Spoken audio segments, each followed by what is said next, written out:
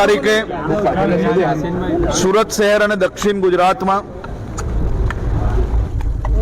વહેલી સવારથી સાંજ સુધી છેલ્લા અનેક વર્ષોના જો ડેટા જોઈએ તો સૌથી વધારે વરસાદ આજ તકનો 7 તારીખે સુરત શહેર અને દક્ષિણ ગુજરાતમાં વરસ્યો હતો। 100 કરોડ રૂપિયાનું આજે એમને ખાસ કરીને ખાડી માટે 500 કરોડ રૂપિયા ખાડી આખી જેને રીડેવલપમેન્ટ કરવાની છે, ઊંડાણ કરવાનું છે, આસપાસમાં જો કોઈ ઇલીગલ એન્ક્રોચમેન્ટ હોય તો એને નિકાલવામાં આવે તે માટે બી સૂચના આપવામાં આવી છે।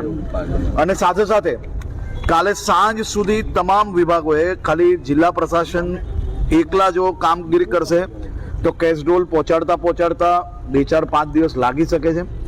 તેથી આજે સૂચના આપવામાં આવી છે કે બધા જ વિભાગો સાથે મળીને કામગીરી કરે અને કાલ સાંજ સુધી કેશડોલ આપવામાં આવે। ઘર વકરી બી તમામ લોકોને પહોંચી જાય તે માટેની બી વ્યવસ્થા કરવામાં આવે।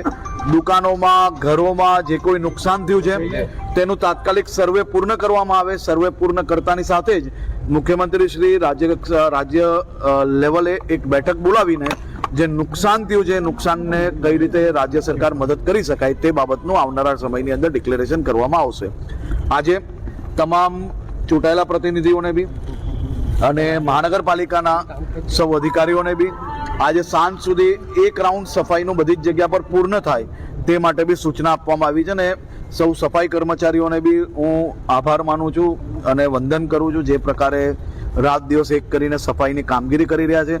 સૌ સુરતીઓને આભાર માનવો પડે કે જે કોઈ જગ્યા સુધી સરકારી તંત્ર પહોંચી શક્યું ત્યાં તો તમે સાથે મળીને કામ કર્યું જ છે, પણ અચાનક આટલો વરસાદ આવવાના કારણે જ્યાં ના બી પહોંચી શક્યા ત્યાં સુરતીઓએ એકબીજાને મદદ કરવાનું કોઈ મોકો ચૂક્યા નથી, તે બદલ બી આભાર।